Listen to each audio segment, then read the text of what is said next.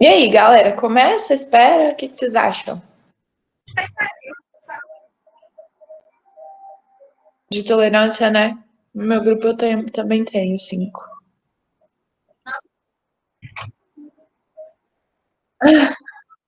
Nossa, hoje, se fosse o meu grupo, a gente estaria comentando a fofoca da minha faculdade, que é gente sem noção. Então, já que a gente tem mais um minutinho, eu vou contar. Não, um pessoal aqui da Unipan gravou um vídeo com um monte de aglomeração e dando cachaça para os calouros, falando assim: se não aguenta, faz enfermagem. E aí o pessoal da enfermagem foi e achou muito ruim, com razão, né? E aí foi todo mundo protestar no Instagram, e aí deu merda pro DA, e aí eu tive que emitir nota de repúdio, e aí eu tive que ir para reunião de DCE, e a Karine, a coordenadora, ficou puta. Então meu dia hoje se resumiu em tentar apaziguar a treta que o menino sem noção fez. Então eu tô exausta. Fora que aqui é feriado, ou seja, eu não teria que fazer nada disso. Nossa, gente, sério, que raiva que deu. Gente, ele é muito sem noção. Como que pode? Fora que vai formar ano que vem, pensa. Exatamente. Nossa, e o Tem pior é que eu fiquei gente zero surpresa. sem noção em todo canto. É Não, que total. uns 2 meses atrás, Vitória, teve um caso muito parecido aqui nas ciências médicas, que teve a descalorada. Não, acho que mais que 2 meses, não. Mas foi a mesma coisa, assim, do tipo, tinha umas 80, 90 pessoas no bar bebendo, e todo mundo sem máscara, aglomerado e tal. Não, gente, e pra que fazer esse tipo de comentário? Porque, gente do céu, sem enfermagem aqui no hospital, gente, não é nada, nada, nada, nada, nada, nada. E aí a pessoa vai lá e tem coragem de falar um negócio desse. Mas enfim, a fofoca da faculdade hoje foi essa. Gente, então acho que a gente já pode começar, né? Depois de fofocar, vou começar a apresentar aqui. Todo mundo vendo aí?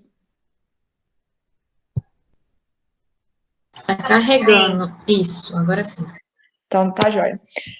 Então, eu peguei essa aula, a Ana até estava comigo essa semana, né, no meu grupo, porque a gente tem muito esse hábito de fazer resolução de caso clínico com questões, porque o pessoal tem bastante gente do internato, também tem muita gente do início do curso, e aí acaba que dá um conhecimento prévio e também ajuda quem está no internato. Então, acho que a gente consegue englobar várias coisas juntas nesse estilo de aula, e normalmente a gente tem uma aceitação muito, muito, muito boa. O pessoal participa bastante.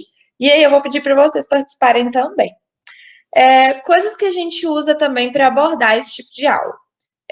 Sempre quando a gente começa a passar esse tipo de encontro, normalmente a gente já falou antes de Pomodoro, a gente já falou antes de Cornell, a gente já falou antes também sobre como resolver questões, técnicas para resolver questões, sobre gestão de tempo, sobre um monte de outras coisas assim que vão ajudar. Então, a gente sempre orienta as pessoas, por exemplo, quando for dar um panorama geral, que vocês vão ver que tem, pegar um papel ou pegar o Notion e anotar as coisas principais dos slides e o que eu for falando, para depois ajudar na hora da resolução de questões. Porque normalmente eu tento escolher questões que vão ter o conteúdo necessário, né, durante o encontro. Eu peguei essa aula porque ela está mais recente. Mas a gente tem várias outras nesse estilo que a gente aborda casos clínicos mais ou menos dessa maneira.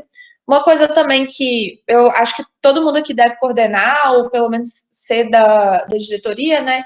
Então, outra coisa também que eu deixei de dica para quem quiser introduzir esse tipo de reunião aí nos grupos é que, às vezes, pegar um tema muito extenso, igual uma vez eu fiz de trauma.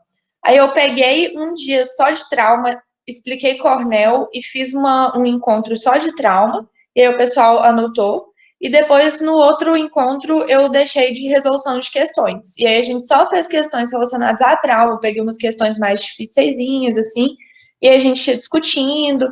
Foi muito bom também, e eu acho que esse tempo também é ótimo para a gente falar sobre revisão. Então, aproveitei e pincelei também essa parte da importância da revisão, né?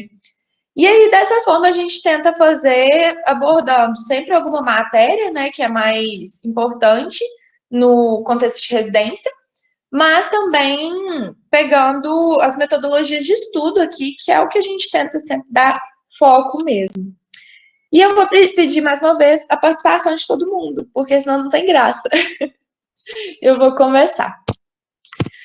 Então, o caso paciente de 27 anos, sexo feminino, branca, comparece ao ambulatório de gastro com queixa de diarreia de consistência líquida há 2 meses. 6 a 8 evacuações por dia, com presença de sangue e muco. Refere tenesmo e dor abdominal associada ao quadro. Tipo cólica, difusa, 7 a 10, sem irradiação e sem fatores de melhora ou piora. Refere perda de peso não quantificada, astenia e ressecamento e descamação da pele. Nega febre ou outros sintomas. Refere hepatite A na infância. Nega alergias, cirurgias anteriores ou transfusões sanguíneas. Nega tabagismo ou alcoolismo. Refere acesso à água tratada e saneamento básico. Refere alimentação balanceada e corrida 3 vezes na semana por 30 minutos. Refere mãe hipertensa e diabética. Desse slide aqui, o que vocês gostam de pontuar aqui? O que vocês acham importante a gente discutir? A duração. Boa. Por quê? Porque 2 meses é muito tempo. não pensando, tipo, em algum valor específico, sabe? Tipo, se fosse... já dá para caracterizar que é crônica porque dura mais de 1 mês. Uhum. Mas... emagrecimento, sangue. Certo. Alguém mais quer falar alguma outra coisa aí ou complementar? O Caio perguntou no chat aqui, eu acho que você não consegue ver. Ele perguntou... Não consigo, gente. Eu leio aqui. Quer falar, Caio? Fala aí. Não, eu ia perguntar qual que era a característica do sangue nas fezes, se é sangue vivo, se é sangue... Que por enquanto a gente não tem essa informação, mas se você quiser pontuar alguma coisa sobre, o que te direcionaria? Se fosse um sangue vivo, você pensaria em quê? Um sangue mais escuro, o que você direcionaria? Talvez uma retrocolite ulcerativa, não sei. Bacana. Outra coisa legal a gente pensar, né, realmente na queixa ali da duração, né, de 2 meses. Outra coisa que eu gosto de pontuar é essa questão das evacuações. Você vê que também já são muitas evacuações por dia, né? Então, e uma diarreia aqui mais secretória. Mais alguma coisa? Uma coisa muito importante quando a gente vai abordar diarreia na clínica é seguir um fluxograma de classificação da diarreia. Isso daí já faz um direcionamento de diagnóstico diferencial muito importante, que está relacionado com a própria natureza da diarreia. Uma diarreia que ela é mais líquida, uma diarreia que ela é pastosa, uma diarreia que tem sangue, uma diarreia que tem muco, e isso vai direcionando a causa dela dos diagnósticos diferenciais. No caso, por ter sangue e muco, a gente tem que pensar muito em causa infecciosa, que são os principais diagnósticos que estão relacionados, causa parasitária, por causa do sangue, sempre tem que estar sendo considerada, e doenças como retocolite ulcerativa e doença de Crohn não podem ser excluídas, mas elas não são o diagnóstico principal, principalmente considerando uma evolução de 2 meses e que ela tem 27 anos. Doença de Crohn, retocolite ulcerativa, a gente espera no início da vida de adulto jovem como principal pico. Você tem um segundo pico na doença de Crohn no final da terceira década, nos 30, 40 anos. Então, nesse momento, a principal hipótese é parasitária e infecção. Beleza. Então, vou passar um slide aqui para a gente discutir mais um pouquinho. O exame físico, paciente letárgica, irregular estado geral, lúcida, orientada em tempo e espaço, desidratada, uma cruz em 4, eupneica, normocárdica, normotensa, anictérica, acianótica e afebril. Mucosas hipocoradas. Aparelho respiratório com murmúrio vesicular presente, sem ruídos adventícios. Aparelho cardiovascular sem alterações, abdômen plano, flácido, cicatriz umbilical protusa, ausência de circulação colateral, ruídos intra-aéreos preservados, timpânico a percussão. sem sinais de ascite. Hepatimetria: 7 centímetros no lobo direito, 8 em lobo esquerdo, espaço de traube livre. Abdômen dolor à palpação superficial e profunda. Ausência de massas palpáveis. Baço e fígado não palpáveis. E aí, gente, agora? O que vocês querem destacar aí?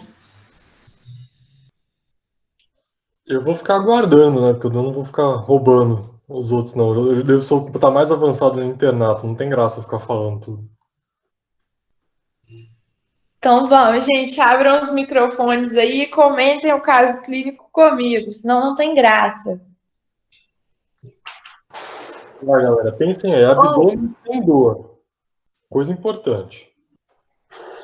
Ouvi, eu tô deixando para os outros porque eu já participei da primeira discussão, então assim, é pai eu falar, né? Beleza, Ana.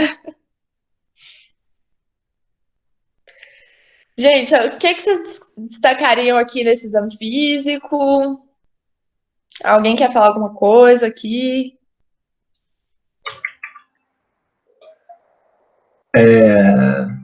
Tem uma alteração, né? Um humor vesicular presente. Ah, não, mentira. Isso aí é o normal, né? Você falei. Isso, exatamente. Aqui, a alteração importante que eu falaria é a mucosa hipoclorada, né? Às vezes a gente pensar nessa paciente que já está perdendo muito sangue aí durante um tempo, já desenvolvendo uma anemia, mostrando por isso. E demais, assim, realmente não achei nada muito específico no exame físico, não, né? O que vocês pediriam de exame? Ô, Vitória, antes de falar de exame, só reforçando a ideia de que do tipo, o diagnóstico diferencial, quando a gente pensa de sangue, a gente sempre está pensando em massa tumoral, né? Com certeza. Eliminação de sangue igual a pesquisa de tumor. Então, no caso dessa paciente, ela não tem uma massa e ela não tem alterações da peristalse, pelo menos em nível detectável por um esteto. Então, ela provavelmente não tem uma obstrução. Se ela não tem uma obstrução, você tá reduzindo a probabilidade dela de ter um tumor, principalmente no colo transverso e descendente, que seriam os principais locais que você teria uma impactação.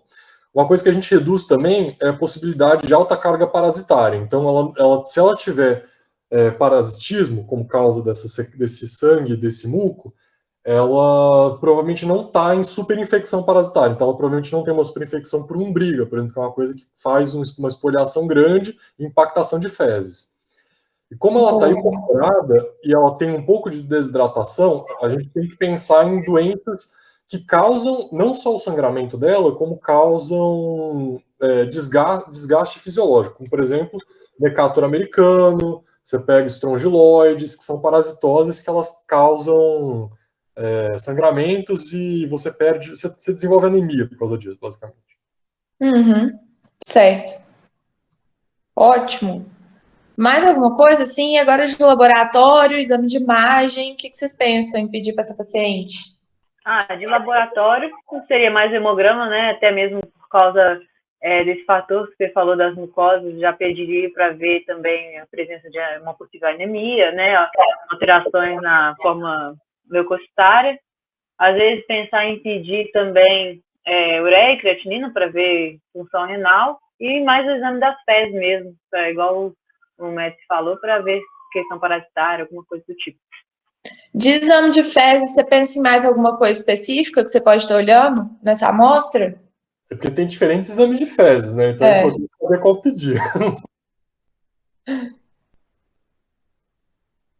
que vocês pensam aí?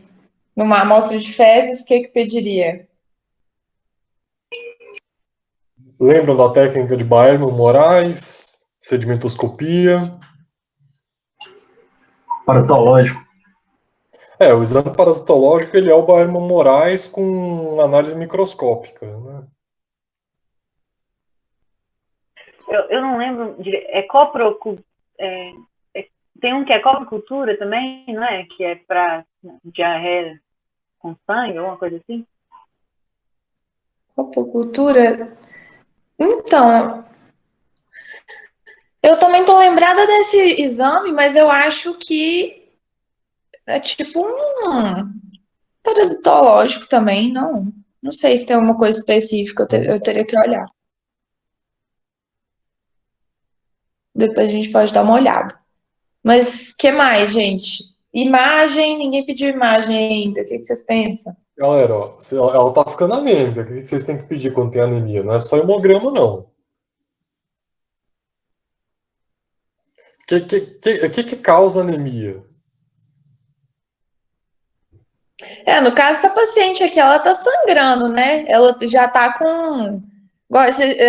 Quando eu dei essa aula, até uma menina sugeriu pedir um sangue oculto nas fezes. Nas fezes. Eu falei, mas por quê? Porque não tá oculto, tá macroscópico. Então, seria ali talvez uma possível causa, né? Então, é porque do tipo, perda de sangue não causa anemia, a não ser que seja em alta quantidade aguda. O que Uhum. causa anemia é perda de ferro. Porque, na verdade, a perda de sangue é uma espoliação crônica de ferro dessa pessoa. Isso. Então, você tem que pedir a cinética de ferro, né? Você tem que pegar ferritina, você tem que pegar ferro sério. Ritinho, ferro. Boa. Então tá bom, gente. Vou passar. De imagem, ninguém quer arriscar aí, não? Tem que pedir colonoscopia. Com certeza, gente. Diarreia crônica aí, sempre lembrar da colono. E galera, se a gente está afastando tumor, por que a gente pede colono? Isso é uma coisa que é muito curiosa, assim, tipo, talvez é importante para o diagnóstico diferencial, para vocês entenderem. Mas Que é que você rapidão, perguntou? antes da colono, tinha que pedir primeiro uma endoscopia digestiva alta. Boa também. Concordo. É porque a colono, ela é o principal exame de avaliação do trato intestino inferior quando você tem alguma suspeita de sangue em fezes. Tipo, você tem uma suspeita clínica, viu sangue em fezes. Você não pode pedir exame oculto, porque exame oculto só tem um valor preditivo bom para paciente que não tem sintoma claro de sangue nas fezes. Exatamente. Mas foi por isso que eu perguntei se tinha informação do sangue, porque dependendo, era isso que ia nortear, se a gente ia pedir a colono ou a endoscopia, não? Mas antes de coluna e de endoscopia, também tem um exame de imagem que, assim, ele é barato de fazer e normalmente é legal pedir. Vocês pensam em algum? Ultrassom. Ultrassom. Outro.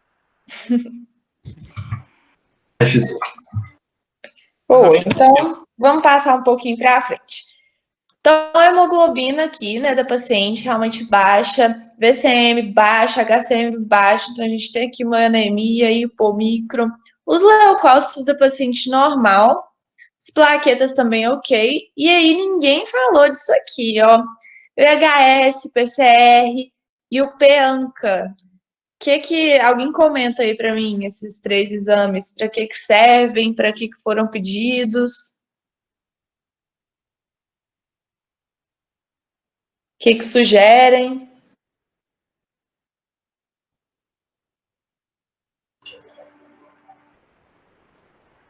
VHS é clássico, hein, galera? VHS é muito utilizado para você mensurar também processo inflamatório, né? Ele era utilizado antes da proteína C reativa entrar mais forte no mercado. Porque o que é VHS? Alguém sabe o que É a significa? velocidade de hemossedimentação, é um marcador inflamatório agudo, né, junto com a proteína C reativa. Exatamente. E o que altera a velocidade de hemossedimentação? E o quê? O que altera a velocidade de hemossedimentação?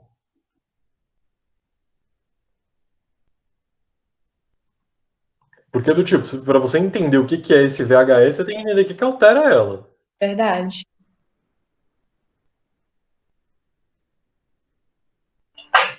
Algum distúrbio que tipo, causa uma trombofilia, alguma coisa dessa natureza? Não exatamente, é do tipo, o VHS ele é um marcador indireto de alteração de constituição proteica do plasma, basicamente isso. Você falou do estado inflamatório, aí eu fiquei tipo assim... Do tipo, o VHS, ele é um marcador que hoje em dia ele não é tão utilizado de maneira mais mais mainstream, assim, para fazer essas verificações de inflamação, porque a gente tem marcadores melhores, assim, a proteína C reativa, por exemplo, a gente tem vários estudos comparando para você identificar a carga de infecção viral, bacteriana. Você tem ainda, por exemplo, a ferritina, que é um marcador que você já estaria pedindo para ver cinética de ferro. Então, do tipo, o VHS acaba sendo uma coisa assim meio específica para alguns quadros de reumatologia, que vocês vão ver com mais calma, do tipo, que não é bem o caso dessa paciente. Eles pediram, acho que mais para fazer um direcionamento do tipo de processo inflamatório, assim. Mas foi bom aqui. Até pediram PEANCA também, né? Você mencionou aí. Alguém lembra desse PEANCA? Para que ele serve? O que ele indica? Eu estava até digitando aqui no. Eu sei desse PEANCA que quando é o P, né? Tem o C e tem o P. E aí o P é de mieloperoxidase, né? Que está associado à vasculite. E aí eu sei que o exame, quando dá reagente de PEANCA, está associado a tipo glomerulonefrite, retocolite ulcerativa, aquela síndrome de Krug-Strauss também, doença inflamatória intestinal, essas coisas. Boa! E aí, de exame de imagem, pediram aqui um enema opaco.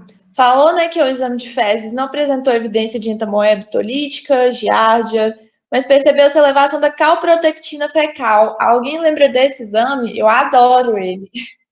Galera, lembrando que você não pode pedir enema opaco sem excluir possibilidade de lesão de mucosa, tá? Por que, Médici? Eu não sabia disso, não. Me explica aí. Alguém, não precisa ser o Médici, não, mas assim, só falei porque você falou. Nenhum exame de contraste que vai entrar dentro de algum canal, como por exemplo vaso, tubo digestivo, você pode pedir sem você excluir lesão de mucosa ou perfuração, por exemplo. Nenhuma vez que você vai verificar a possibilidade do cara ter uma hemorragia, você vai fazer uma TC com contraste. Sim. Mas no caso aqui do enema opaco, eu acho que em questões de lesão de mucosa, não sei se aplicaria contraste. Não sei como você faria, mas eu já vi muito enema opaco, assim, pedindo em RCU, que foi o enema opaco ele é muito utilizado para você fazer diagnóstico de retocolite, Crohn, essas doenças que destroem mucosa, mas do tipo, você tem que ter certeza que não tem uma perfuração. Isso. E não é incomum a doença de Crohn evoluir para uma perfuração. Utilizaram de base para pedir o enema opaco sem fazer uma colonoscopia prévia, que normalmente não é recomendável, normalmente recomenda fazer uma colonoscopia prévia, até para você colher material de biópsia e fechar o diagnóstico real, porque o enema opaco não testa o diagnóstico, você dá direcionamento estatístico. Isso. É que no caso dela, a gente não tem dor, ela não tem uma dor muito forte, ela tem sangramento, mas nada que seja exuberante, ela não... referiu bastante tenesmo, né? Ela falou escala de dor de 7 em 10.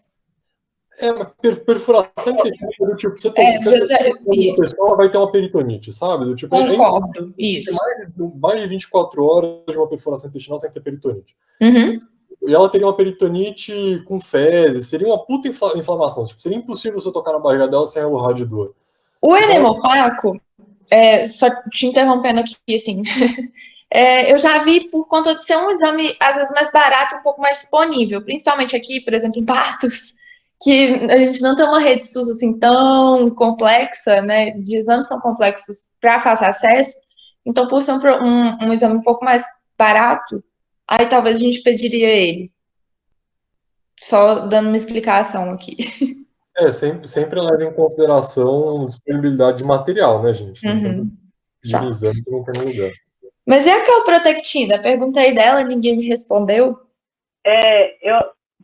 Bom, estou no início ainda, mas eu vi que essa calprotectina, quando ela está elevada, né, ela é meio que indicativo de DDI, né, DI. E aí, ela também pode ser usada, tipo assim, você faz antes, assim, para detectar se você faz a colon ou não. Eu acho que ela é um indicativo, né, também. Então, pensando numa DI, né, a calprotectina, ela é um marcador de inflamação intestinal, de fato. Isso. E aí, aqui no enema opaco, já verificou algumas coisas legais, né? encurtamento de cólon, estenoses, perda de austriações, ilho distal dilatado, padrão granular mucoso, anormalidade valvar retal. E aqui o enema, se alguém quiser ver, comentar, falar o que entendeu, o que não entendeu. Então, gente, aqui, ó, perda das austriações, de fato, essas alterações todas que ele descreveu aí. Eu não sou tão boa de imagem, então eu vou deixar para alguém comentar aí, se alguém quiser. Alguém se arrisca? Dessa vez eu passo. Então, próximo. A EDA dessa paciente, né? Alguém falou aí para pedir, não evidenciou nenhuma alteração. E o exame de colono veio as seguintes imagens. Alguém quer comentar isso aí?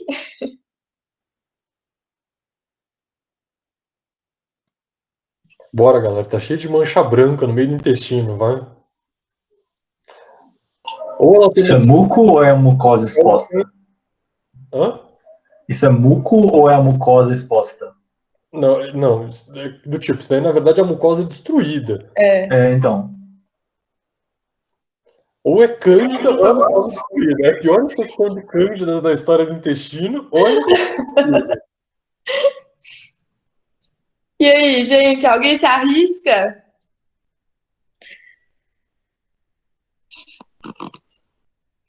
Então, aqui, ó, para vocês, o laudo. Exudato fibrinomucoide aqui, as erosões bem visíveis, né? Ulceração superficial, padrão vascular anormal, perda das austriações aqui, né? Não tem mais aqueles, tipo uns saquinhos mesmo, né? A mucosa bem atrófica e pseudopólipos, que eu acho que aqui não tá tão visível. Tem uma outra imagem que eu peguei, que dá para ver os pseudopólipos bem direitinho, mas acho que seria mais ou menos assim, não sei. Aqui, essa imagem eu não consegui identificar pseudopólipo, não. Mas vamos para frente. Biópsia realizada a partir da colono, afastou tuberculose intestinal, herpes, citomegalovírus e câncer. Presença de distorção em graus variáveis da arquitetura das criptas da mucosa. Infiltrado neutrofílico e depleção das células caliciformes.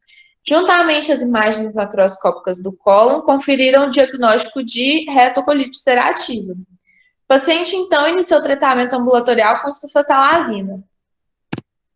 E, então, estamos aí com o nosso diagnóstico.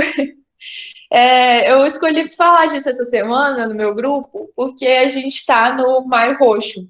E aí, na quarta-feira, foi o Dia Mundial das Doenças Inflamatórias Intestinais.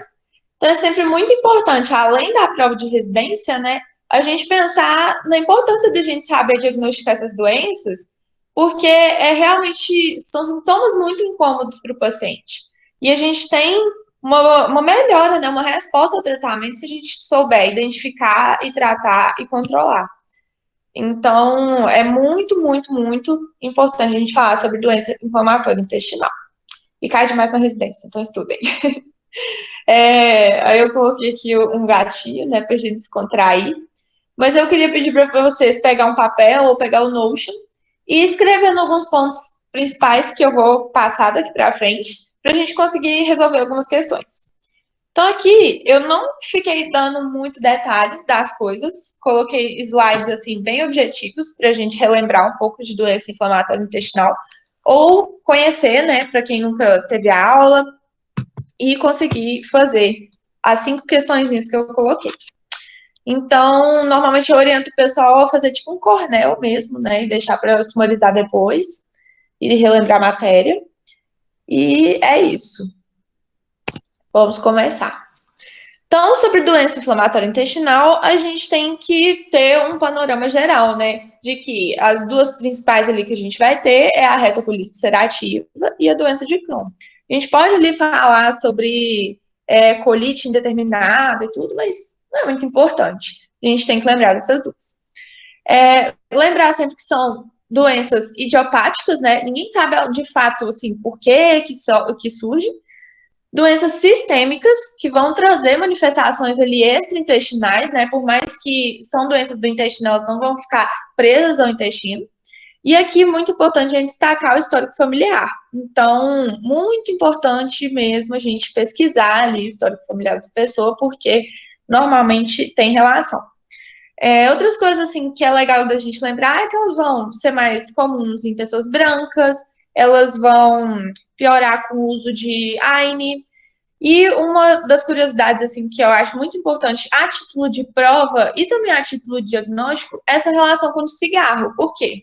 O cigarro, ele vai favorecer o aparecimento da doença de Crohn e vai ser um fator de proteção contra a retocolite ulcerativa. É claro que aqui a gente não vai contar isso para o paciente, né? Não vai mandar ele fumar. Tem até um episódio de House que eu acho que ele prescreve, né, para o paciente começar a fumar, alguma coisa do tipo, por conta disso. Mas é claro que a gente não vai fazer isso. Mas é muito legal a gente pensar nisso, por conta que as provas cobram. E, falando um pouco mais sobre a retocolite ulcerativa, tem alguns pontos principais que a gente tem que sempre lembrar.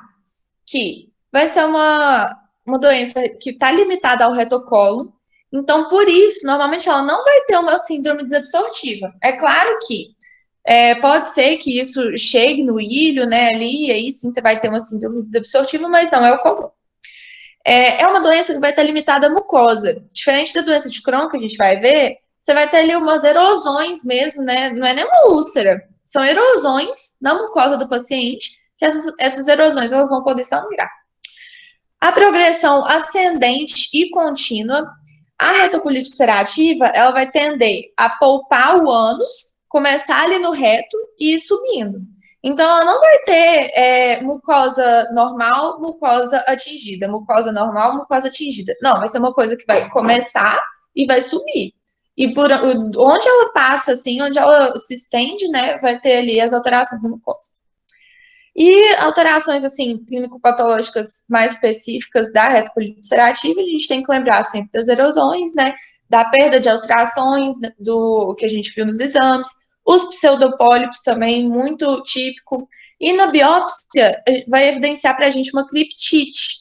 Então, realmente, as criptas ali, né, da mucosa vão estar inflamadas ali com o padrão que vai vir com esse nome. Essas perdas de ulcerações também, eu até lembrei que eu devia ter colocado no slide, mas tem um nome que eu acho que é cano de chumbo, alguma coisa do tipo. Então, isso também aparece aí nas questões para a gente. Os microabscessos, e normalmente é um quadro que vai causar uma diarreia sem a esteatorreia. Diferente da doença de Crohn, que a gente vai ver que vai ter um quadro mais secretório. Nossa, entrou alguma coisa no meu olho, mas tá, vamos lá. A doença de Crohn, ela já vai ser diferente.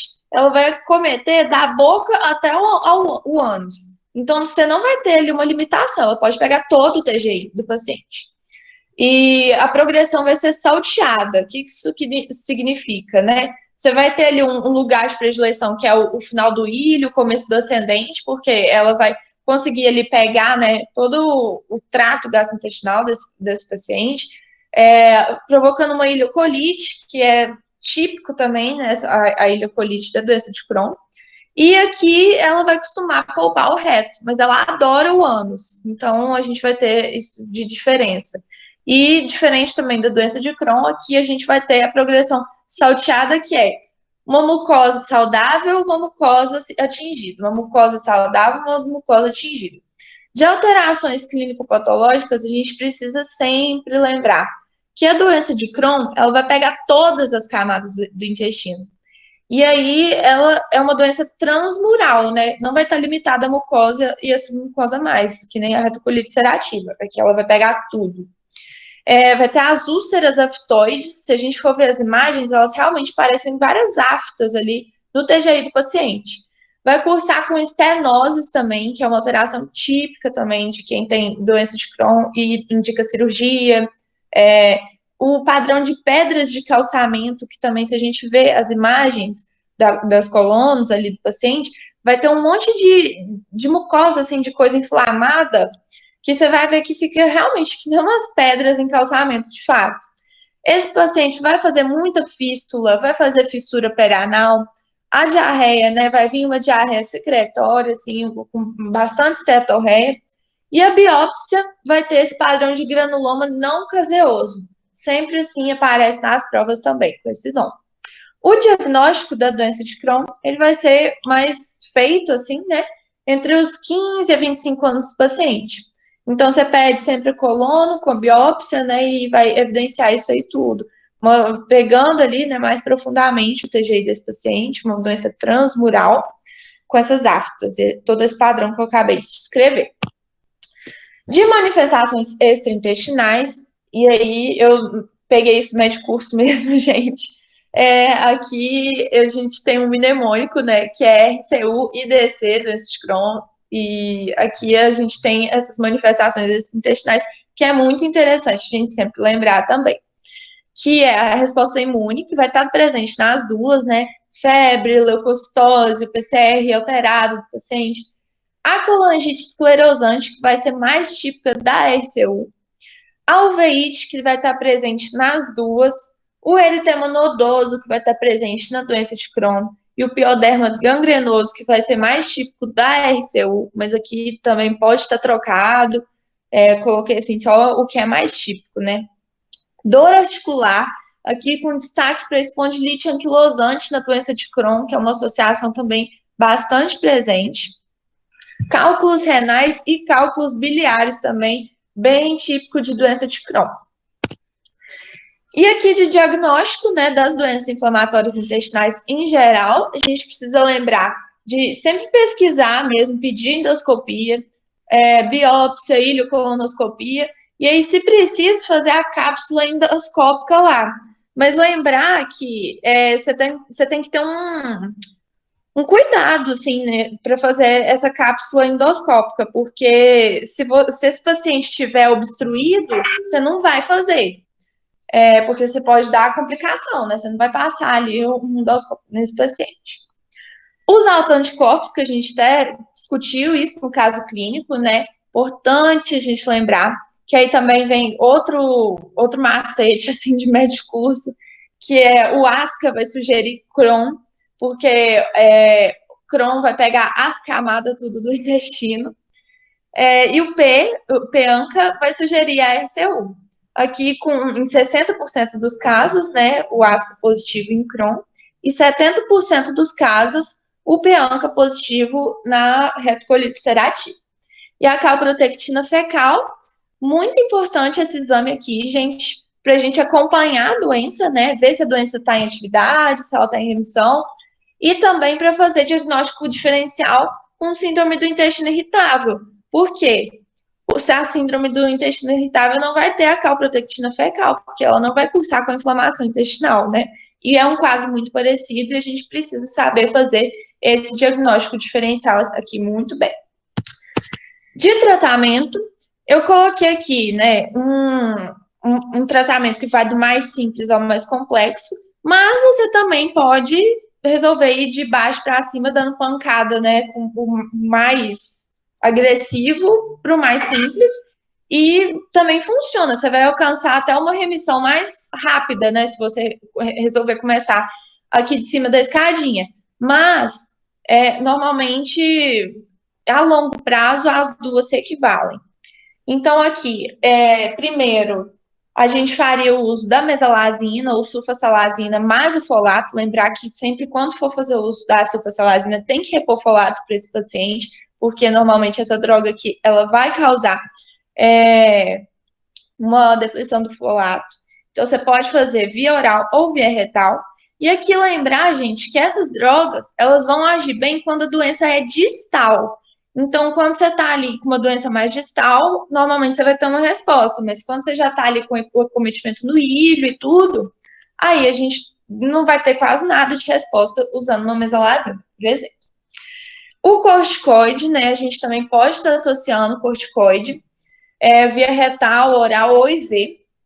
Sempre pensar que o corticoide, ele vai ser uma droga de ataque. Não deve ser necessariamente uma droga de manutenção, a princípio, porque assim, se a gente for pensar, tem literatura que fala que enema de budesonida, por exemplo, é bom para esse paciente a longo prazo. Mas aqui a gente vai pensar em corticoide sempre como um ataque aqui. O terceiro passo, né, da nossa escadinha seria os imunossupressores, então azatioprinas, ciclosporinas. E o quarto, os inibidores da TNF-alfa, que estão em alta, né, o infliximab, o adalimumab. Aqui, lembrar que é mais novo, né? E pensando em indicações cirúrgicas das doenças inflamatórias intestinais, não vou falar aqui sobre técnica, sobre o que faz, sobre nada disso, mas só para a gente ter um panorama geral, sempre indicar a cirurgia em casos refratários, lembrar sempre dessa palavra quando for pensar em cirurgia nas doenças inflamatórias intestinais. Por quê? Quando você tiver uma fístula, uma fissura, por exemplo, você vai tentar tratar isso clinicamente, porque normalmente você vai ter que fazer alguma cirurgia nesse paciente quando for refratário. Essas cirurgias, elas vão ser um pouco mórbidas, assim, então você tende a evitar. Obstrução intestinal, né, típico da doença de Crohn, aqui também a gente vai indicar cirurgia para o paciente. Hemorragia, megacolon tóxico refratário, que a gente vai ver também que são complicações, né, das doenças inflamatórias intestinais. E a displasia de alto grau de câncer, que aí não tem nem o que falar, né, é cirurgia. Sobre as complicações que a gente tem que lembrar, assim, com mais ênfase, tem o megacolon tóxico, que vai ser, basicamente, aquilo vai ficar inflamando. E aí você vai ter uma distensão ali, né, do paciente, vai provocar uma toxemia e vai dar um quadro bem grave nesse paciente. Febre, dor, leucocitose, anemia, aí a frequência cardíaca sobe, a pressão baixa. E aí, o marcador assim, que você tem para acompanhar é quando o raio-x do cólon transverso, você vai ver esse cólon transverso bem maior ali que 5 centímetros.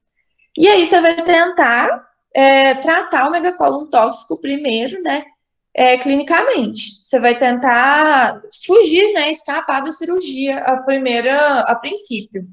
Então, você vai entrar com antibiótico terapia, corticoide intravenoso, e, se necessário, associar ciclosporina ou infliximab, o que for necessário. E aí, se isso for refratário, né, aí sim você indica a colectomia e a ileostomia. E o câncer coloretal, que pode sim ser uma complicação das doenças inflamatórias intestinais, e a gente tem que lembrar de fazer o diagnóstico, vigilância dos pacientes que são diagnosticados com as doenças inflamatórias intestinais. Então, você faz o diagnóstico do paciente, passou 8, 10 anos da doença, você tem que sempre pedir uma colono por ano com a biópsia.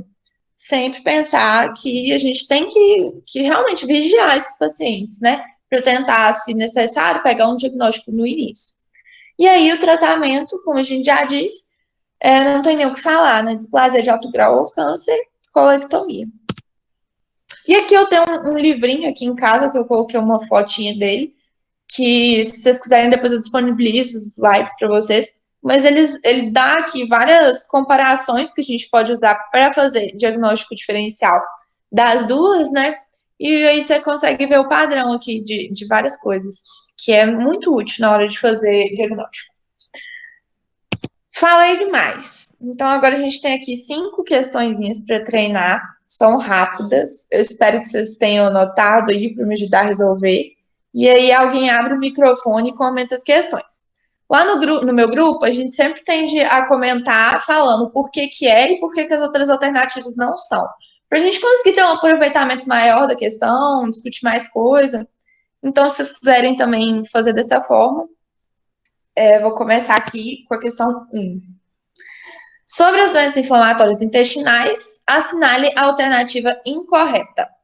A doença de Crohn é uma doença crônica de etiologia desconhecida, que, juntamente com a retocolite ulcerativa, também conhecida como colite ulcerativa, é classificada na categoria de doença inflamatória intestinal. B. A doença de Crohn é uma doença inflamatória crônica da mucosa que se estende por todas as camadas da parede intestinal, afetando-a de forma segmentar e assimétrica. O tabagismo diminui o risco de desenvolver a doença de Crohn. A artrite, eritema nodoso, episclerite e pioderma gangrenoso são manifestações extraintestinais da doença inflamatórias intestinais.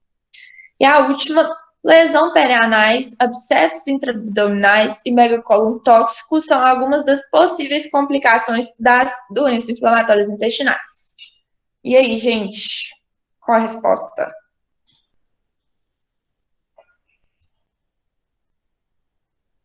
Alguém aí ainda? Estamos aqui. Tipo assim, velho, parece meio óbvio pra mim que seja a letra C, mas sei lá. Isso mesmo. Mas assim, eu escolhi questões assim mais simples pra gente. Só porque eu acho que tinha muita gente no meu grupo que não ia ter visto doença inflamatória intestinal, então eu coloquei assim tudo no slide mastigadinho, peguei umas questões mais simples. Mas de fato é isso. Também é meio pai falar que é óbvio, sei lá, vai que. Sei lá, fosse uma daquelas doenças que o fator de risco. Tabagismo é falta de proteção, alguma coisa assim. Mas você já tinha falado também. Exatamente. Mas realmente, né, o tabagismo ele vai aumentar o risco de desenvolver a doença de Crohn e ele vai ser um fator de proteção na RCU. Lembrar disso, que isso aparece nas questões, gente. E de fato, assim, o resto está tudo correto, né? Então, próxima. O tratamento medicamentoso cirúrgico da doença de Crohn depende da localização da doença, intensidade de apresentação, resposta à terapia medicamentosa anterior e diagnóstico de complicações. Sobre o tratamento da doença de Crohn, é incorreto afirmar que a doença de localização iliocecal pode ser tratada por sulfasalazina na dose de 3 a 4 gramas por dia via oral. A doença ileal ou iliocecal deve ser tratada pelo emprego de aminosaliciato por via oral, mesalazina na dose de 3 a 4 gramas por dia. O tratamento clínico da colite deve ser iniciado pelo uso da sulfasalazina na dose de 1 a 4 gramas por dia via oral. Para casos de intolerância à sulfasalazina, a mesalazina deve ser utilizada na dose de 1 a 4 gramas por dia via oral.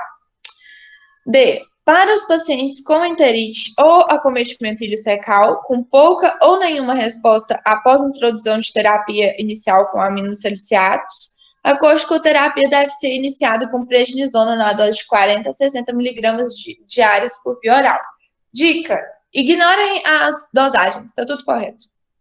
Essa é um pouquinho mais difícil.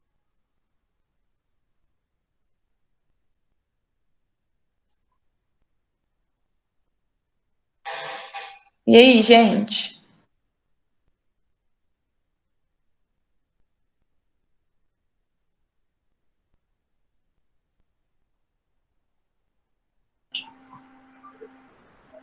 Se eu for chutar, eu ia falar a letra A. Por quê?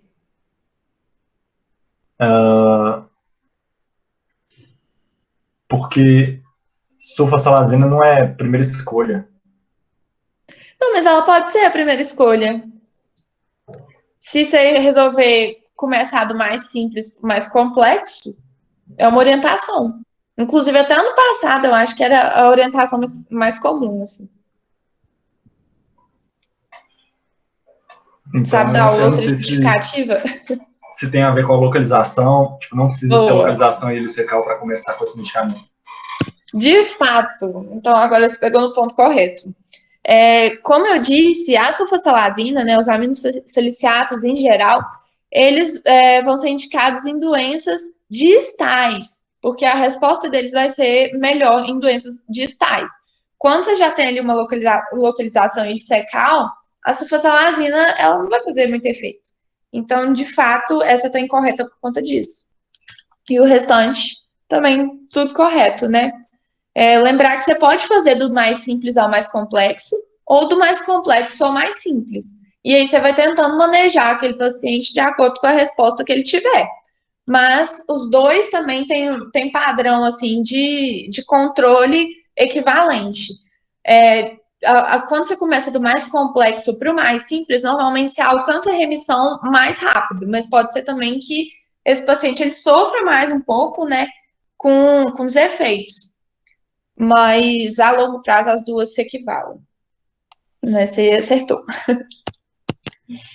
O achado que não permite a diferenciação entre a doença de Crohn e a retocolite ulcerativa é melhor contemplado na seguinte alternativa: existência de colite segmentar, presença de uveíte, aspecto de pedra em calçamento, presença de granulomas não caseosos.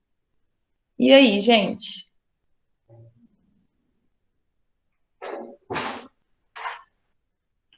Uveite. Boa. Exatamente. Então, a uveíte, ela não vai dar um diagnóstico diferencial entre as duas, né? Porque ela vai estar presente nas duas. Então, ela pode estar presente tanto na retocolite ulcerativa quanto na doença de Crohn. Diferente da existência da colite segmentar, por exemplo, que vai ser tipo da RCU. Aspecto de pedra em calçamento, que vai ser tipo da doença de Crohn. Presença de granulomas não caseosos, que vai ser típico da doença de Crohn também. Então, próximo. A retocolite ulcerativa caracteriza-se endoscopicamente por a inflamação que atinge qualquer parte do tubo digestivo, B, inflamação limitada ao cólon com distribuição uniforme, circunferencial e contínua, iniciando-se no reto, C, alternância entre áreas de mucosa inflamada e mucosa normal, D, apresentar a região iliocecal como local mais frequentemente acometido, E, presença de áreas de estenose, ulcerações em ilho terminal e aspecto de pedras de calçamento. E aí, gente?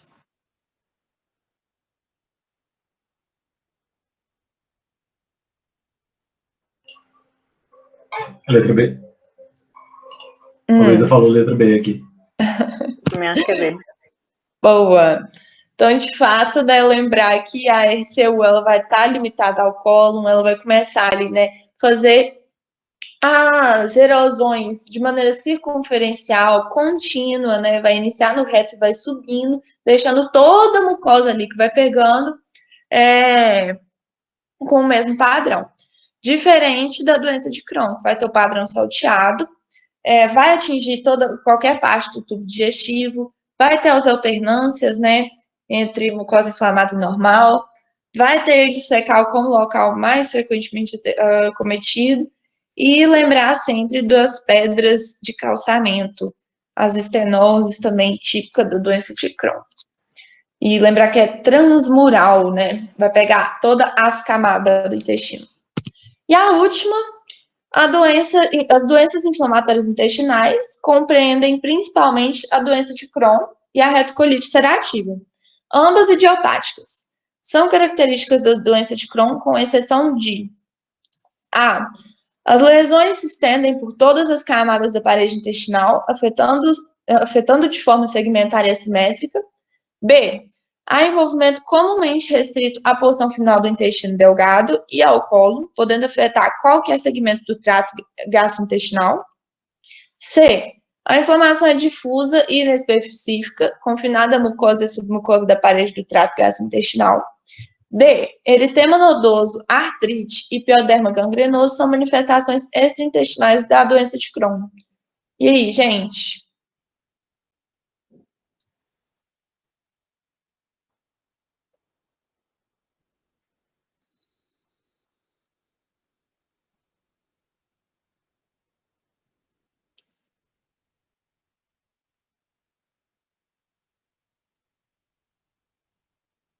Alguém aí?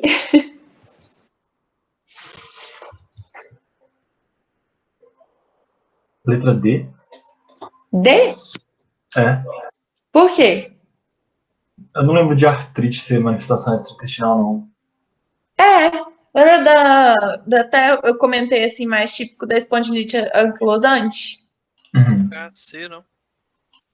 Sim, por quê? Porque ela não tá confinada só na mucosa e na submucosa. Exatamente. Então, lembrar que a doença de Crohn vai pegar todas as camadas do intestino. Vai ser uma doença transmural. E aqui, né, de paciente com manifestação de articulação, é sim uma manifestação intestinal das doenças inflamatórias intestinais, típico de questão também impedir. Então, importante ressaltar esse ponto aqui, para não ficar em dúvida. E por hoje é isso, assim, né? Essa foi a aula assim, que a gente preparou no nosso grupo. E, assim, Só a título de orientação, se vocês quiserem também eu posso disponibilizar meus slides, eu tenho outros no estilo, se vocês quiserem aplicar isso, levar para o grupo de vocês. Eu costumo pegar caso clínico nos livros que eu tenho no meu portal da faculdade, que é tipo caso clínico de psiquiatria, caso clínico de blá blá blá. Então tem sempre vários tipos de caso clínico em todas as áreas, eu pego por lá, mas a Sanar tem muito caso clínico. Sempre se você jogar assim no Google, caso clínico de blá blá blá, vai sair tudo que vocês quiserem. Aí eu costumo assim sedimentar, né, o caso clínico e perguntando sobre diagnóstico, propedêutica, o que eles acham, sobre tratamento, vou perguntando assim tudo. Depois eu dou sempre um panorama geral, né, para quem não tiver visto a doença ou as doenças em questão, ter essa noção, pelo menos, para ajudar a responder as questões e não ficar tão boiando e fica desmotivado, né, se a pessoa realmente não souber de nada. Então, eu dou esse panorama geral. E, normalmente, assim, eu tenho um feedback muito bom desse tipo de encontro nosso lá no grupo. Esse de trauma também, que eu fiz em 2 encontros, o pessoal gostou. Normalmente, às vezes, também tem dia que a gente faz só para virar e falar de mnemônico, e a gente passa só o caso clínico e às vezes não coloca questão. Então, normalmente a gente faz dessa forma. Se alguém tiver alguma dúvida, quiser compartilhar alguma coisa, falar alguma coisa, perguntar qualquer coisa, estou aí.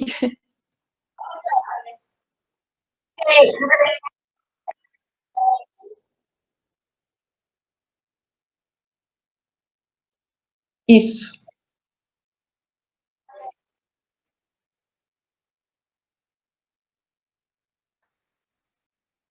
Então, eu já pedi, tipo assim, eu falei, eu passei, né, uma aula sobre Cornell, mostrei as minhas anotações em Cornell, e aí, às vezes, eu vou e peço, tipo, me manda as anotações, ou se não, compartilha aí com a gente pra gente ver. Aí tem uns que compartilham. Quando a gente colocava que era obrigatório, aí o pessoal mandava. Tipo, eu até coloquei, assim, algumas atividades meio que obrigatórias pro pessoal ver, aquele Learning How to Learn do Coursera, aí o pessoal sempre mandava.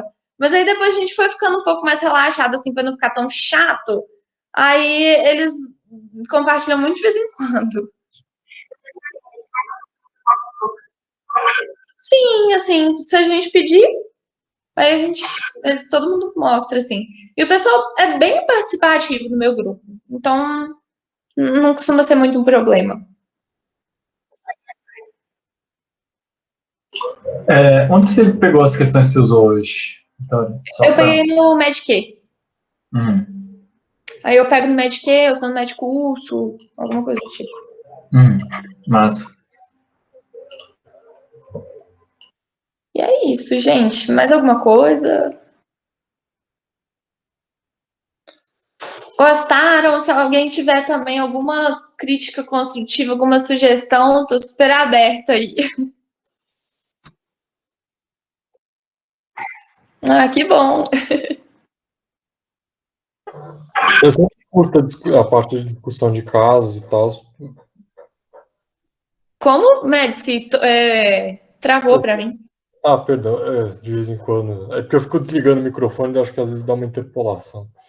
Eu curto essa parte de discussão de caso e tal, principalmente quando a gente vai montando um diagnóstico na cabeça, diagnóstico diferencial.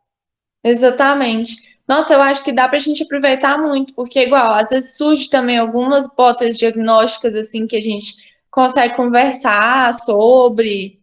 Eu acho que é muito proveitoso. Mais alguma coisa, gente?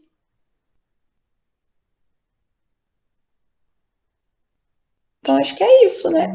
Tranquilo, Vitória. Acho que é isso. Obrigado pela sua participação hoje. Deu para dar uma Imagina. revisão sinistra na matéria. Muito bom lembrar.